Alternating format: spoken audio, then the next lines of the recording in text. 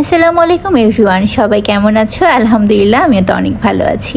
সকাল থেকে শুরু করছি আজকে তোমাদের সাথে। আজকে সকালটা অনেক সুন্দর ছিল, প্রচুর বৃষ্টি ছিল, তার মধ্যে আমি ভিডিও একটু ফুটেজ নিয়ে নিচ্ছি তোমাদের জন্য। একটু পরেই দেখলাম আকাশটা সেই মেঘলা করেছে এবং প্রচুর বাতাস শুরু হয়েছে। আমার গাছগুলো দেখো কি সুন্দর দোল খাচ্ছে। আমার কিন্তু বৃষ্টির দিন খুবই ভালো লাগে, আর বর্ষাকাল আমার অনেক পছন্দের একটা মাস। এখন চলো শুরু করে দিই তোমাদের সাথে একটা মজার সেমাই রেসিপি নিয়ে। যে সেমাই রেসিপিটা ছোটোবেলায় ঈদের সময় আমার মা করতো, আজকে তোমাদের সাথে সেটা শেয়ার করছি। প্রথমে আমি এখানে সেমাই নিয়ে নিয়েছিলাম, এটা হচ্ছে কলের সেমাই বলে আমি জানি যতটুকু। তারপরে এখানে দিয়ে দিয়েছিলাম 2 টেবিল চামচ ঘি দিয়ে এই সেমাইটা আমি হালকা করে একটু ভেজে নিব, হালকা করে, যাতে পুড়ে না যায়। এই সেমাইটা কিন্তু আমার খুব পছন্দের একটা সেমাই, এই জন্য তোমাদের সাথে শেয়ার করছি। ঈদের মধ্যে এই সেমাইটা আমার বাসায় হবেই হবে। এখন আমি এখানে আধা কেজি পরিমাণ দুধ জাল করে নিচ্ছি।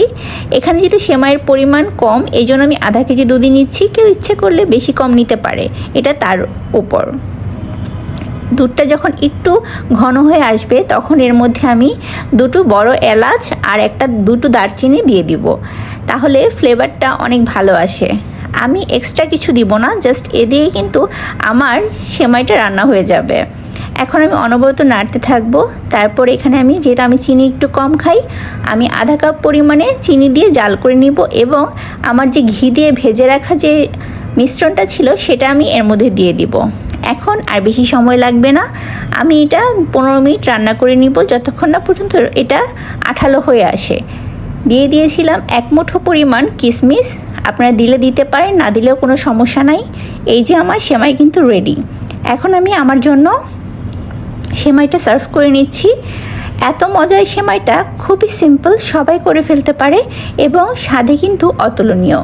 দিয়ে দিয়েছিলাম কিছু কাঠবাদাম, পেস্তা বাদাম কুচু করে। এই যে আমার সেমাই কিন্তু রেডি। এটা গরম খেতেও মজা, আবার ফ্রিজে যদি আপনি একটু ঠান্ডা করে নেন সেটাও কিন্তু অনেক মজা। তারপরে আমার দুপুরের লাঞ্চটা আমি সেরে ফেলেছিলাম। আজকে লাঞ্চটা বাসায় করিনি, বাহিরে করেছি। কোল্ড কফি ছিল, আর ছিল আমার নান রুটি, সাথে 3 রকমের চিকেন ছিল আইটেম, চিকেন গ্রিল ছিল। তো এই তো আমার দুপুরে খাবার টাবার শেষ করে ভাবলাম বিকালে একটু ঘুরতে বের হই। যেই কথা সেই কাজ, ঘুরতে চলে গিয়েছিলাম। বাট যেখানে আমি খেয়েছিলাম জায়গাটা কিন্তু অনেক সুন্দর। একটা স্টলে আসলাম, সেখানে অনেক ধরনের মাটির জিনিসপত্র বিক্রি করে। আমার কিন্তু মাটির জিনিস, বাঁশের জিনিস, বেতের জিনিস অনেক বেশি পছন্দ। এখানে অনেক ধরনের বাঁশ ছিল, যেগুলো আপনারা চুজ করে দিতে পারবেন, ওরা বানিয়ে দিবে। বাঁশের জিনিসগুলো কিন্তু আমি বেশ কয়েকটা কিনেছি, পরে আপনাদের সাথে শেয়ার করব আমি কী কী জিনিস কিনেছিলাম। আজকে আর না, আল্লাহ হাফেজ।